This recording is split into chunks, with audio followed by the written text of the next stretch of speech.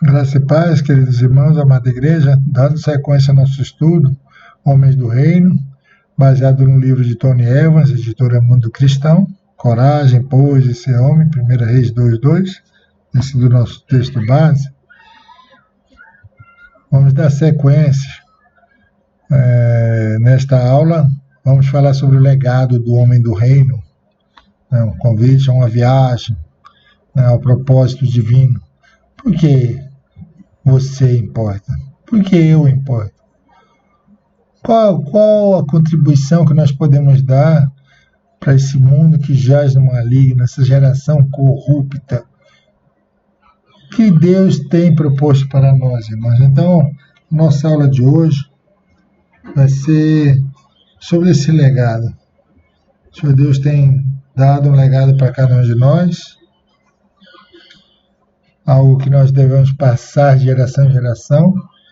Então, vejamos, a partir de agora, o legado do homem do reino. Vivemos em dias em que a importância de homens do reino tem sido aviltada, desacreditada.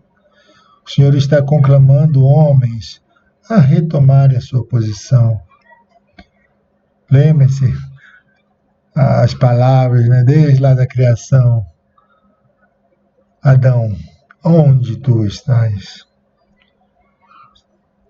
Nosso posicionamento, irmãos, nosso papel desempenhado hoje trará consequências para futuras gerações. Então, durante esses dias, durante semanas, talvez meses, estaremos desafiando os amados irmãos a retomarem a masculinidade proposta pelo Senhor Deus, cuja negligência dessa masculinidade trará consequências diante do tribunal de Cristo. Essa masculinidade, ela é bíblica, irmãos, ela é cristocêntrica, é culturalmente impactante. Vocês lembram, irmãos, da aula anterior, aquele guarda-chuva, o guarda-chuva maior é o cabeça, nosso Cristo, nosso Salvador, nosso Senhor. Então, o homem do reino, ele está na cobertura do cabeça que é Cristo. E ele, sendo obediente, sendo temente ao cabeça, ele pode amparar, ele pode cobrir a sua família, uma cobertura espiritual. E assim ele, com a esposa, podem cuidar dos filhos, que são a herança do Senhor.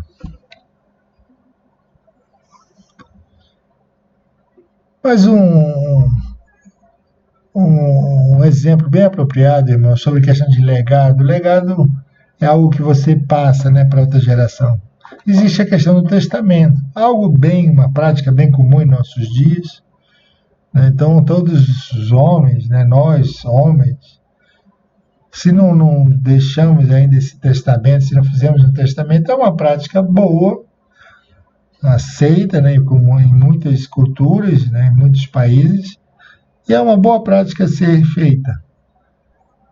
Então, se você e eu temos uma família, nós devemos nos preocupar, com o futuro, mesmo que nós não estejamos aqui. Então, o testamento é um documento oficial que determina o que será feito com as posses adquiridas, por nós ao longo de nossa vida, ao longo, do trabalho, da carreira. Mas se eu não manifesto, se eu não faço esse documento, alguém vai precisar fazer para mim. Então eu passo essa prerrogativa que seria minha, passo para um estranho fazer. Então, quando alguém faz um testamento, o testamento é uma visão à frente, do nosso tempo. É pensar lá na frente. O testamento é um documento que manifesta um desejo lá na frente. Talvez alguns dias, talvez anos, mesmo algumas décadas, mas é um desejo manifesto lá para frente. Uma boa prática, com certeza.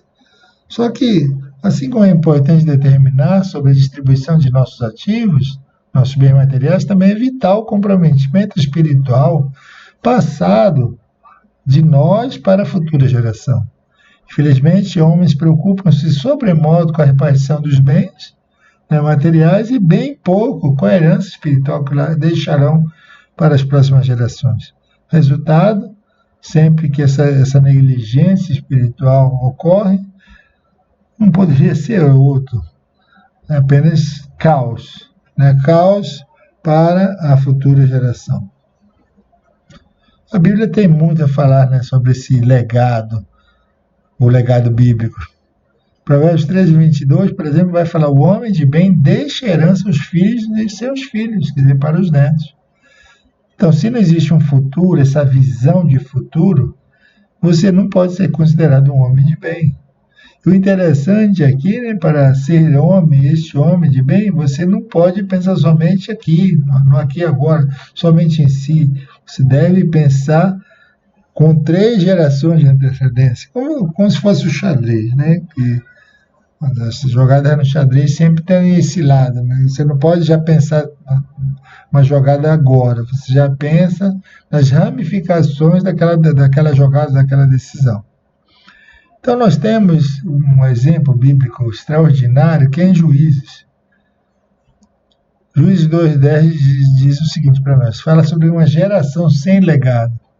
Foi também congregada a seus pais toda aquela geração, e outra geração após ele se levantou, que não conhecia o Senhor, nem tampouco as obras que fizera a Israel. A transferência do cajado espiritual não ocorreu, né, de uma geração para outra, né, conforme nós vemos aqui, gerando assim o caos daquela outra geração. O ápice foi que cada um fazia o que parecia reto diante dos seus olhos. Sabe, se nós fizéssemos uma retrospectiva de todo o caos espiritual que nós enfrentamos, tanto nós aqui no nosso país como em outros países, nós veríamos o seguinte: que em algum momento uma geração foi negligente em passar o cajado espiritual para gerações futuras. Então nós vemos uma geração, primeiramente uma geração sem legado espiritual. Agora nós vamos ver uma geração com um legado transformado. Geração de Jacó, né? Vamos ler em 1 Crônicas 7:40, vai falar sobre Azer, o 7º filho de Jacó. Do Jacó trapaceiro, do Jacó de 12 filhos e 4 mulheres. Você imagina a confusão, o caos que foi, né, aquela família. Mas uma coisa grave, né, que aconteceu, e com certeza Azer, né, estava envolvido, foi a tentativa, assim, a situação mais caótica, foi a tentativa, né, de assassinato do queridinho, do favoritinho de Jacó, né, José. Então dá para ter uma ideia do caos que eles viviam. Mas aqui no texto, né, de 7:40, de 1 Crônicas 7:40, nós lemos, né, com pequenas variações,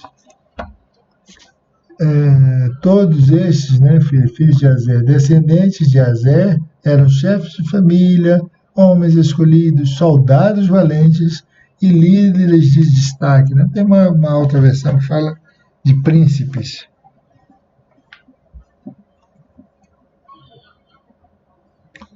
Então, a primeira coisa que nós vemos, que talvez, embora ele não tenha recebido durante um tempo um bom legado, sendo o 7º filho, mas de alguma forma ele teve, né, nós lemos um texto, 7:30, vai falar que ele teve 4 filhos e uma filha, e que esses 4 filhos foram chefes de família, ou seja, líderes de suas famílias. Seus filhos não são, sabe, os nossos filhos, irmãos, não são responsabilidade do governo. Não é o governo que determina como nós devemos criar nossos filhos, se devemos discipliná-los ou não, se devemos fazer isso ou aquilo. Nós temos mandamento de Deus para nós criarmos, Efésios 6:4, por exemplo, para criar nossos filhos no temor, né, na doutrina do Senhor. Então, não cabe ao governo a liderança, né, como não cabe, nós podemos deixar a educação, a criação dos nossos filhos mesmo para parentes, né, são os nossos filhos. Então, nós devemos exercer liderança espiritual e passar o cajado espiritual para eles. A liderança masculina dentro de um lar, ela é semelhante a uma liderança profissional nas empresas. Você não precisa ser melhor que todos os seus colaboradores. Um sabe fazer bem uma coisa e outro faz bem a outra coisa. Você não precisa saber todas as coisas e ser melhor que eles e todos os colaboradores de todas as coisas. Né? A liderança no lar é simplesmente você, na dependência de Deus, segundo os princípios da palavra de Deus, é você fazer o melhor uso de cada habilidade, né? De cada membro. Então, é isso que é ser líder. Eu lembro, na questão de liderança, de Noemi. É claro, falou até para ser chamada de amarga, teve momentos ali em que ela se sentiu, esteve desorientada com a mudança radical que sobreveio em sua vida, mas em Ruth 1,6, por exemplo, ela vai falar, olha, vamos levantar, porque eu ouvi que Javé, né, que Jeová, visitou o nosso povo, então vamos voltar para lá. Então, naquele momento que ela se levanta, ela tem certeza do que era melhor para ela. Até depois de tantos erros, né, ela pega, se levanta e as noras querem ir consigo, né, querem acompanhá-la. Porque viu naquela convivência que elas tiveram de pelo menos 10 anos, uma conduta naquela mulher, né, de Deus. Então, ser o cabeça, irmão, exercer uma liderança dentro do lar, ela tem muito a ver com direção. Que direção, que decisão que eu tomo para mim e para a minha família. Eu não sou mais sozinho, não posso decidir apenas por mim. Mas, com certeza, as minhas decisões têm que ser na segunda direção, é claro, do Espírito Santo, mas segundo os princípios revelados na palavra de Deus. Então, a liderança, igual aqueles foram líderes em seus lares, vai ser muito impactante conforme nós lideramos no Senhor, né, com princípios da palavra de Deus, segundo a direção do Espírito Santo. Então, nós vemos que homens, que seus filhos foram chefes de famílias, foram líderes nas suas famílias. Outra coisa que nós vemos aqui, irmãos, primeiro que eles se tornaram líderes. O que mais que nós podemos aprender aqui? Eles se tornaram escolha, né? Escolhidos, vai falar ali o texto, bem interessante. Às vezes a gente quer fazer coisas, quer ser coisas, mas aqui nós vemos o quê? Que eles, escolhidos, se tornaram homens que se tornaram, assim, opções de boa escolha. Poxa, que bênção isso aqui, né? A gente vive momentos, tantos tempos de rejeição, mas nós vemos aqui homens da geração de Azé que foram escolhidos. Pessoas que tinham de referencial, que de tal forma foram escolhidos para uma posição. Escolhidos para fazer a diferença. Nós também, né, irmãos? Para a glória de Deus. Escolhidos para serem luz do mundo, sal da terra. Né? Não para ser geração Nutella, geração Facebook, Big Brother, influenciado por pessoas da rua, né? Escolhidos para serem como Daniel e seus amigos. 10 achados, né? 10 vezes mais doutos. Então, um legado de escolha. Outra coisa que nós vemos aqui, um legado que eles receberam de seu pai, com certeza passaram, né, aguerridos. Uma versão fala aguerridos, homens de guerra. Precisamos criar nossos filhos para serem homens espiritualmente falando, né, homens de guerra, porque nós vivemos em combate, nós vivemos em guerra espiritual. Né? Jesus veio para salvar homens, né, das trevas, para transportar homens das trevas para a sua maravilhosa luz. Então, nós devemos ser homens de guerra, espiritualmente falando, homens de oração, homens que amam a palavra de Deus, né, a espada. Efésios 6 vai falar o que a partir do versículo 10 ali, né, sobre a batalha espiritual, irmãos. Nós precisamos do capacete da salvação, nós precisamos da espada, nós precisamos, né, do calçar nossos pés, né, com o evangelho. Então, né, eles foram homens de guerra, E nós precisamos ser homens de guerra, nós precisamos influenciar nossos filhos para serem filhos de guerra, né? Em guerra. Então, nós precisamos lutar por nossa família, nós precisamos lutar pelo nosso casamento, nós precisamos lutar pelos nossos filhos. E o que eles perceberem em nós, com certeza, e muito do que eles virem em nós, eles repetirão no futuro, porque amanhã eles serão maridos, eles serão pais. Então, o comportamento que eles observarem em nós, com certeza, a tendência a ser replicado, né? Repetido. Então, algo que nós podemos aprender com esses filhos de Azer, né? Que eles se tornaram homens de guerra. Então, eles receberam esse legado de guerra. E a última coisa que nós vemos, um legado de mentoria. O que é um mentor? Um mentor é um indivíduo experiente que guia, né? Que dá conselhos a uma outra pessoa, ele guia, ele é um mestre. Então, nós vemos aqui no nosso texto que esses filhos de Azer, o Azer, né? Eles se tornaram o quê? Conselheiros de príncipes. Quem que é o príncipe? O príncipe é o futuro rei. O príncipe de hoje é o rei de amanhã.